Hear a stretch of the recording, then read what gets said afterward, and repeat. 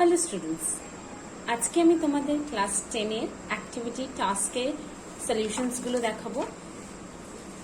গণিতের চ্যাপ্টার আমি বোঝাবো, যেখানে তোমাদের 3টে পর্বে প্রশ্ন আছে। আমি 3টে পর্বে ভিডিও দেব, তোমরা সব পর্বে পার্ট 1, পার্ট 2, পার্ট 3 করে দেখতে পারবে এবং স্ক্রিনশট তোলার সময়ও দেব এবং প্রত্যেকটা অঙ্ক বোঝানোর চেষ্টা করব। আশা করি তোমরা অঙ্কগুলো সহজে বুঝতে পারবে। আচ্ছা, যেরকম প্রথম পর্বে ফার্স্ট কোয়েশ্চেনে দেওয়া আছে ax² plus bx plus c equals to 0। a b c বাস্তব সংখ্যা, যেখানে এর ভ্যালু নট ইকুয়ালস টু 0, মানে এর ভ্যালু 0 হলে সেটা কিন্তু আর দ্বিঘাত সমীকরণ থাকবে না, তাই তো। এখানে বলেছে সমীকরণের বীজদ্বয় সমান হওয়ার শর্ত লেখো। সমীকরণের বীজদ্বয় সমান হওয়ার শর্ত আমরা চ্যাপ্টার পড়ার সময় আমরা জানি, সমীকরণের বীজদ্বয় সমান হওয়ার শর্ত হচ্ছে b² মাইনাস 4ac সমান সমান 0। আমি 2 সেকেন্ডের জন্য ফোনটাকে স্টেবল রাখছি যাতে তোমরা স্ক্রিনশট নিয়ে জিনিসটাকে বুঝতে পারো। তাহলে ফার্স্ট কোয়েশ্চেন এমসিকিউর মতো, সমান হওয়ার শর্ত হচ্ছে b² মাইনাস 4ac সমান সমান 0। ঠিক আছে, নেক্সট আমরা আসি সেকেন্ড নাম্বার প্রশ্নে। সেখানে বলেছে একটি বৃত্তের ব্যাসার্ধের দৈর্ঘ্য 10 সেমি এবং ওই বৃত্তের একটি জ্যায়ের দৈর্ঘ্য 12 সেমি হলে বৃত্তের কেন্দ্র থেকে জ্যায়ের দূরত্ব কত? একটা আমরা বৃত্ত এঁকে দিয়েছি, বৃত্তর কেন্দ্রকে আমি 0 দিয়েছি। ব্যাস আমরা জানি কেন্দ্র থেকে বৃত্তচাপের ওপর যে কোনো দৈর্ঘ্য আমার ব্যাস হয়। তাহলে আর জ্যা কোনটা? কেন্দ্র বরাবর থেকে বাদ দিয়ে যে কোনো সরল রেখা দুটো বৃত্তচাপকে দুটো বিন্দুতে যদি ক্রস করে তাহলে সেটা আমার জ্যা হয়ে যায়। তাহলে ব্যাসার্ধ আমাকে বলে দিয়েছে 10 সেমি। এখানে ব্যাসার্ধ কোনটা? আমার OB হচ্ছে আমার ব্যাসার্ধ। OC ব্যাসার্ধ নয়, কেন? কারণ এই সি পয়েন্টটা আমার বৃত্তচাপে আসছে না, আমার কেন্দ্র থেকে বৃত্তচাপ অবধি আসতেই হবে। তাহলে ব্যাসার্ধ এখানে OB হচ্ছে তোমার 10 সেমি, আর জ্যা আমরা AB ড্র করেছি যেটার ভ্যালু 12 সেমি। ঠিক আছে, আমাকে বলেছে কেন্দ্র থেকে জ্যায়ের দূরত্ব মানে OC বার করতে হবে। আমি এখানে এই ট্রায়াঙ্গেল দেখতে পাচ্ছি, এই ট্রায়াঙ্গেলটা হচ্ছে পারপেন্ডিকুলার সমকোণী ত্রিভুজ, যেখানে আমরা ফর্মুলা জানি perpendicular square plus base square equals to hypotenuse square, মানে লম্ব স্কোয়ার যোগ ভূমি স্কোয়ার সমান সমান অতিভুজ স্কোয়ার। তাহলে OC square plus BC square সমান সমান OB স্কোয়ার। OBর ভ্যালু জানি, আমরা বসিয়ে দিলাম। BCর ভ্যালু আমরা জানি না, কিন্তু ABর ভ্যালু আমরা জানি 12 সেমি। তাহলে পুরোটা যদি 12 হয় তাহলে তার অর্ধেক কি হবে? 12/2 মানে 6 সেমি। স্কোয়ার করলাম 100 সমান সমান OC স্কোয়ার প্লাস 6 স্কোয়ার 36। প্লাসটা যখন ওপারে যায় সাইন চেঞ্জ হয়ে যায়, মাইনাস হয়ে যায়। যেরকম গুণ ভাগ হয়, যোগ বিয়োগ হয়। তাহলে যোগটা বিয়োগ হলো, বিয়োগ করে পেলাম 64। তাহলে সাজিয়ে লিখলাম OC স্কোয়ার সমান সমান 64। এবার বর্গমূল করব। আমরা জানি 64 কার স্কোয়ার 8-এর, তাহলে OCর ভ্যালু কত? 8। তাহলে OCর ভ্যালু যখন আমরা পেয়ে গেলাম, বৃত্তের কেন্দ্র থেকে জ্যায়ের দূরত্ব 8 সেমি আমরা পেয়ে গেলাম। আশা করি তোমরা এই অঙ্কটা বুঝতে পেরেছ। এবার 3 নম্বর প্রশ্নে আসি। কি বলেছে? দুটি ঘনকের আয়তনের অনুপাত বলে দিয়েছে 1:8 হলে ঘনক দুটির সমগ্র তলের ক্ষেত্রফলের অনুপাত বার করতে হবে। ঘনকের আয়তনের অনুপাত বলে দিয়েছে 1:8। আমাকে আয়তন বলে দিয়েছে, আমার বাহুর দৈর্ঘ্য আগে ধরতে হবে, কারণ বাহুর দৈর্ঘ্য বলে দেয়নি। আমি আগে বাহুর দৈর্ঘ্য ধরলাম, একটা x একটা y। দুটো ঘনক বলেছে, তার মানে দুটো ঘনকের বাহুর দৈর্ঘ্য আলাদা হবে। এবার আমরা জানি একটা ঘনকের আয়তনের ফর্মুলা বাহু কিউব। তাহলে প্রথম ঘনকের আয়তন কি হবে? x³ ঠিক সেরকমই দ্বিতীয় ঘনকের আয়তন কি হবে? y³। এটার অনুপাত বলে দিয়েছে 1:8, মানে কি x³ প্লাস y³ সমান সমান 1:8। কিউব মানে আচ্ছা, ইস্টু মানে অনুপাত, অনুপাত মানেই ভাগ আমরা জানি। তাহলে x³ বাই y³ সমান সমান 1/8। আমি কি করেছি? সবকটাকে হোল কিউবে নিয়ে গেছি, মানে এখানেও হোল কিউব এখানে হোল কিউব, তাহলে আমি ইন্ডিভিজুয়ালি করতে পারি। তাহলে x বাই y এ হোল কিউব সমান সমান আমরা জানি 1-এর কিউব রুট 1ই হয়, আর 8-এর কিউব রুট 2। তাহলে 1/2 এর হোল কিউব করে দিলাম। পাওয়ার সেম থাকলে কাটাকুটি চলে যায়, তার মানে x:y কত হবে? 1:2। এবার আমাকে বলেছে সমগ্র তলের ক্ষেত্রফলের অনুপাত। আমরা জানি সমগ্র তলের ক্ষেত্রফলের অনুপাত হচ্ছে 6 গুণ বাহু স্কোয়ার। তাহলে সমগ্র তলের ক্ষেত্রফলের অনুপাত কি হবে? 6 বাহু প্রথমটার জন্য এক্স, তাই এক্স স্কোয়ার, আর দ্বিতীয় ঘনকের জন্য ওয়াই, তাই 6y স্কোয়ার। সমান ভ্যালু 6 6 কেটে গেল, পরে রইল X square is to Y square. প্রশ্নে আমরা জানি পেয়েছি এক্স ইস টু ওয়াই সমান সমান হাফ, তাহলে ইন্ডিভিজুয়াল স্কোয়ার কি হবে, এটার স্কোয়ার মানে 1 স্কোয়ার 1, 2 স্কোয়ার 4, তার মানে কত হবে অ্যান্সার 1:4। ঠিক আছে, নেক্সট আমরা 4 নম্বর প্রশ্নে আসি। বলেছে 400 টাকার 2 বছরের সমূল চক্রবৃদ্ধি 441 টাকা হলে বার্ষিক শতকরা চক্রবৃদ্ধি সুদের হার কত? এই অঙ্কের জন্য আমরা কি ধরবো, আমাকে কি বার করতে বলেছে, সুদের হার বার করতে বলেছে। আচ্ছা, আগে স্ক্রিনশট তোলার সময় তোমাদের দিয়ে দিই, তাহলে তোমরা অঙ্ক করতে তোমাদের সুবিধা হবে। আচ্ছা, এবার অঙ্কটা একটু বুঝিয়ে দিই। তোমাদের বলে দিয়েছে এখানে বার করতে হবে চক্রবৃদ্ধি সুদের হার। প্রশ্নে যাই বলুক না কেন সেটা আগে আমরা ধরে নেব। তাহলে ধরি সুদের হার 8%। ঠিক আছে, 400 টাকা মানে আসল বলে দিয়েছে, প্রিন্সিপাল বলে দিয়েছে 400 টাকা, 2 বছর টাইম বলে দিয়েছে 2 ইয়ার্স, 2 বছর। সমূল চক্রবৃদ্ধি বলে দিয়েছে মানে অ্যামাউন্ট বলে দিয়েছে 441 টাকা। ঠিক আছে, তাহলে আমরা জানি সমূল চক্রবৃদ্ধির ফর্মুলা কি, amount equals to P into 1 plus R by 100 to the power N. Compound ইন্টারেস্টের ফর্মুলা যেটা সমূল চক্রবৃদ্ধি। পি এর জায়গায় পি এর ভ্যালু বসাবো, আর এর জায়গায় কিছু বসাবো না, যেটা ধরেছি সেটাই থাকবে। এন এর জায়গায় 2 বছর মানে 2 বসবে, এ হচ্ছে 441 বসিয়ে দিলাম। এবার আমি কি করব, আমরা জানি 441 21 স্কোয়ার আর 420 স্কোয়ার, তাহলে এই সংখ্যাটাকে যদি আমি নিচে নামিয়ে স্কোয়ার করে দিই তাহলে পাওয়ারটা কিন্তু কেটে যাবে সহজে, আর এর ভ্যালু বার করতে আমার সুবিধা হবে। যেই পাওয়ারটা কেটে গেল 1 প্লাস আর বাই 100 সমান সমান কি এলো 21/20। এবার এই 1টা ভ্যালু নোন ভ্যালু, আননোনটাকে একদিকে রাখবো, নোন গুলো একদিকে পাঠিয়ে দেবো। তাহলে প্লাস 1টা ওপারে গেলে কি হবে, প্লাস সাইন চেঞ্জ হয় মাইনাস হয়ে যায়, মাইনাস করলাম, লসাগু নিলাম, 21 21 বসলো, 20 1 20 হয়, বিয়োগ করে ভ্যালু পেলাম, 0 0 কেটে দিলাম, 2 এর সাথে 10 কেটে 5, তাহলে আর কত 5। বার্ষিক শতকরা সুদের হার কত হলো 5%। ঠিক আছে, এবার আমরা নেক্সট প্রশ্নে আসি। 6 নম্বরে কি বলেছে, 0 কেন্দ্রীয় বৃত্তের এবি একটি ব্যাস, সি বৃত্তে অবস্থিত একটি বিন্দু, ওবিসি ইকুয়ালস টু 60 ডিগ্রি হলে ওসিএ ইকুয়ালস টু কত?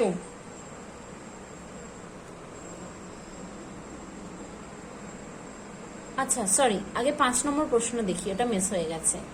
কি না এক্স কমা ওয়াই 12 ওয়াই 27 ক্রমিক সমানুপাতিক হলে এক্স ওয়াই এর মান কত? আচ্ছা, ক্রমিক সমানুপাতিক মানে কন্টিনিউড প্রপোর্শন, মানে সংখ্যাগুলো যদি আমি সাজাই নিচের যে ভ্যালুটা হবে ক্রমিক সমানুপাতিকের পরের লাইনে সেই ভ্যালুটা আবার ওপরে আসবে। তার মানে এক্স কমা 12 মানে এক্স বাই 12 সমান সমান, আবার কিন্তু 12টা লিখবো কারণ ক্রমিক সমানুপাতিক বলেছে। যদি ক্রমিক সমানুপাতিক না বলে শুধু যদি সমানুপাতিক বলতো তখন আমার ভ্যালুটা হতো এক্স বাই 12 সমান সমান ওয়াই বাই 27, কোনো ভ্যালু রিপিট হতো না। কিন্তু ক্রমিক সমানুপাতিক ভ্যালু রিপিট হবে, দেখো 12 নিচে তো 12 উপরে, ওয়াই নিচে তো ওয়াই উপরে। এবার আমি কি করব, দুটো ভ্যালু নিয়ে কম্পেয়ার করব, প্রথম দুটোকে একসাথে লিখবো, পরের দুটোকে একসাথে লিখবো। এবার ফার্স্ট এখানে তো কোনো ভ্যালু জানি না, দুটো আননোন, তাহলে এটাকে পরে নিয়ে কাজ করব, এটাকে প্রথমে কাজ করব না কারণ এখানে দুটো আননোন আছে আর দুটো আননোন ভ্যালুর মানটাও আলাদা। কিন্তু এখানে দেখো দুটো আননোন ভ্যালু কিন্তু মান কিন্তু সেম, তাই আমি ক্রস মাল্টি করলাম, Y into Y Y square হয়ে গেল 12 ইন্টু 27। আমি 12টাকে ভেঙে দিলাম 3 ইন্টু 4 আর 27কেও ভাঙলাম 9 ইন্টু 3। কেন? কারণ স্কোয়ারটা এদিকে গেলে স্কোয়ার রুট হয়ে যায়, দুটো 3-এর জন্য বাইরে একটা 3 আসবে। 9 কার স্কোয়ার হয় 3-এর, আর 4 2-এর হয়, তাহলে ওয়াই এর ভ্যালু কি পেলাম 3 3 9, 9 2 18। যেই আমি ওয়াই এর ভ্যালু পেয়ে গেলাম, এই ওয়াই এর ভ্যালু আমি এখানে বসিয়ে ইজিলি এক্স এর ভ্যালু পেয়ে যাব। একটু খেয়াল রাখতে হবে আগে আমরা কোন ইকুয়েশন সলভ করব, এরকম করতে তোমাদের সুবিধা হবে। ঠিক আছে, এবার 6 নম্বর প্রশ্নে আসি। 0 কেন্দ্রীয় বৃত্তের এবি একটা ব্যাস, সি বৃত্তে অবস্থিত একটি বিন্দু, ওবিসি ইকুয়ালস টু 60 ডিগ্রি হলে ওসিএ কত হবে? এক্ষেত্রে আমরা কি করব, একটা বৃত্ত অঙ্কন করলাম যেখানে ও হচ্ছে কেন্দ্র আর আমাকে এবি ব্যাস বলে দিয়েছে, তাহলে আমি এবি ব্যাস অঙ্কন করলাম। এবার বলেছে সি যে কোনো একটা বিন্দু, আমি ওপরের দিকে একটা বিন্দু ধরলাম, যেখানে আমাকে বলেছে ওবিসি সমান সমান 60, তাহলে ও বি সি জয়েন করবো, 60 ডিগ্রি আমি লিখে নিলাম। আমাকে বার করতে বলেছে ও সি এ, তার মানে এসিটাও জয়েন হবে। ও সি এ কত? এক্ষেত্রে আমি জানি আমার ব্যাসার্ধ কি কি, ও বিও ব্যাসার্ধ, ও সিও ব্যাসার্ধ। কেন? কেন্দ্র থেকে বৃত্তচাপের ওপর যে কোনো বিন্দুই আমার ব্যাসার্ধ। তাহলে ও বি ও সি বৃত্তের ব্যাসার্ধ, এটা 60 ডিগ্রি, তার মানে এটাও আমার 60 ডিগ্রি, কারণ ব্যাসার্ধের ক্ষেত্রে দুটো ভ্যালুই সমান হবে। এবার এটা আমার 60, এটা আমার 60, তাহলে আমার এটা কত হবে? আমরা জানি ত্রিভুজের 3টি কোণের সমষ্টি 180 ডিগ্রি, তাহলে এই ভ্যালুটা বার করার জন্য 180-র সাথে এই দুটো যোগ করে বিয়োগ করলেই আমরা পেয়ে যাব, আমরা পেলাম 60। এবার এই ট্রায়াঙ্গেলে আসবো। এই ট্রায়াঙ্গেলে ব্যাসার্ধ কোনটা? একটা এটা ব্যাসার্ধ আর একটা এটা ব্যাসার্ধ, তাই তো? এবার ও সি এ কত? ও সি এর ভ্যালু আর ও এস এর ভ্যালু সমান হবে, কারণ ব্যাসার্ধ সেম। তাহলে এক্ষেত্রে অ্যাঙ্গেল কি হয়ে যাবে? এর হাফ হয়ে যাবে, কারণ আমরা জানি সম্পাদ্যে পড়েছি তার ভ্যালু হাফ হয়ে যায়, মানে 60/2 মানে 30 ডিগ্রি। স্ক্রিনশট তোলার সময় আমি দেব, কোনো অসুবিধা নেই তোমাদের আমি বুঝিয়ে দিলাম।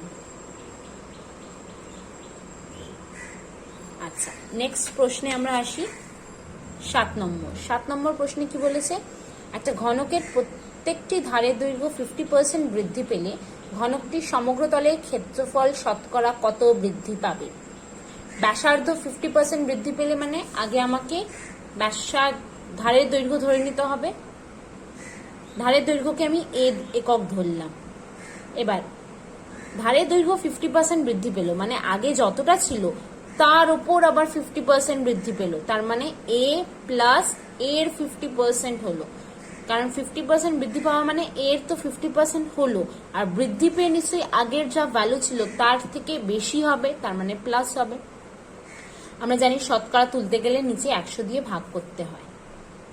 কাটাকুটি করে a প্লাস a/2 পেলাম, নিচে এলসিএম নিলাম, নিচে কিছু নেই মানে 1, 1 আর 2 এর লসাগু 2 হয়।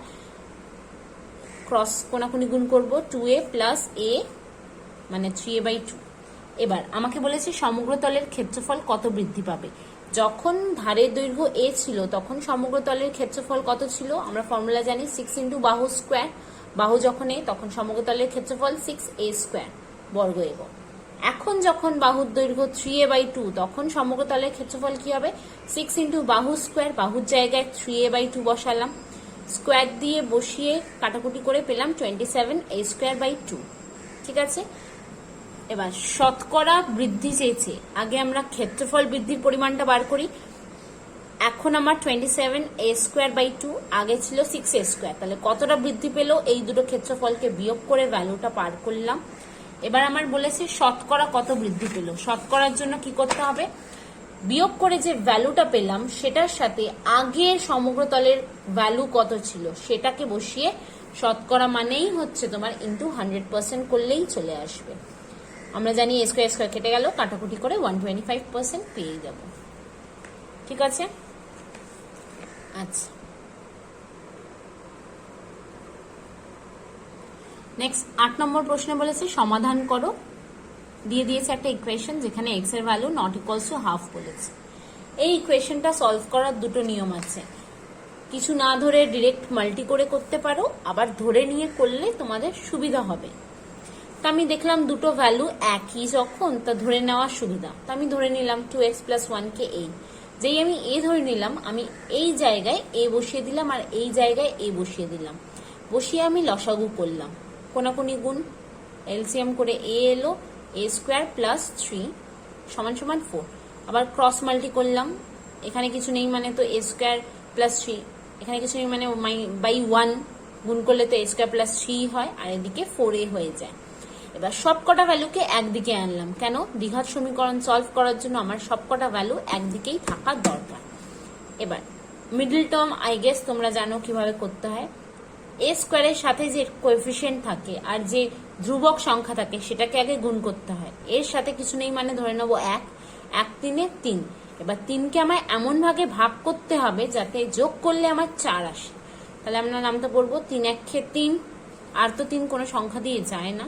এবার 3 আর 1 কে যোগ করে দেখবো 4 আসছে কি, হ্যাঁ আসছে, তার মানে এই 4-এর জায়গায় আমার 3 + 1 বসালেই হয়ে যাবে। এবার আমরা জানি যখন ভ্যালু বসাবো তখন ব্র্যাকেট দিয়ে কাজ করব, কারণ ব্র্যাকেট যখন তুলবো তখন বিয়োগ দিয়ে সবকটাকে ইন্ডিভিজুয়ালি মাল্টি করতে হবে। -3 হলো, আর আমরা জানি প্লাসে মাইনাসে মাইনাস হয়। প্রথম দুটো থেকে ভ্যালু কমন নিলাম a, পড়ে থাকলো a-3, পরের থেকে কোনো কিছু কমন যাবে না, তার মানেই 1 কমন গেল আর তার সাথে মাইনাস কমন গেল, তার মানে ভেতরে যা সাইন থাকবে না কেন তার অপোজিট সাইন বসবে। খেয়াল রাখবে ফার্স্টে যে কমন ভ্যালুটা থাকবে পরেরটা কমন ভ্যালু যেন সেম থাকে, নাহলে কিন্তু তোমার অ্যান্সার আসতে অসুবিধা হবে। এবার দেখো ভেতরে দুটোর ভ্যালুই সমান, তার মানে a-3 একটা ফ্যাক্টর হলো, আর একটা ফ্যাক্টর কি a-1। দুটো ফ্যাক্টর যখন আমরা পেয়ে গেলাম তখন আইদার অর অথবা বা দিয়ে আমরা ভ্যালুগুলো বার করে নেব। প্রথমে a-3 = 0 আর a-1 = 0। এখান থেকে a = 3 পেয়ে গেলাম, এখান থেকে a = 1 পেলাম। কিন্তু আমাকে প্রশ্নে তো a এর ভ্যালু বলেনি, আমাকে তো x এর ভ্যালু বার করতে বলেছে, আর আমি a কি ধরেছি 2x + 1, তাই এই a এর জায়গায় 2x + 1টা বসিয়ে দিলাম। তাহলে যখন 2x + 1 = 3, তখন এই ভ্যালুটাকে এদিকে নিয়ে গেলাম, প্লাস হয়ে যাবে মাইনাস, 3 থেকে 2 গেল 2, x এর ভ্যালু কি হবে ইনটু থাকলে উপরে গেলে ভাগ হয়, 2/2 মানে 1।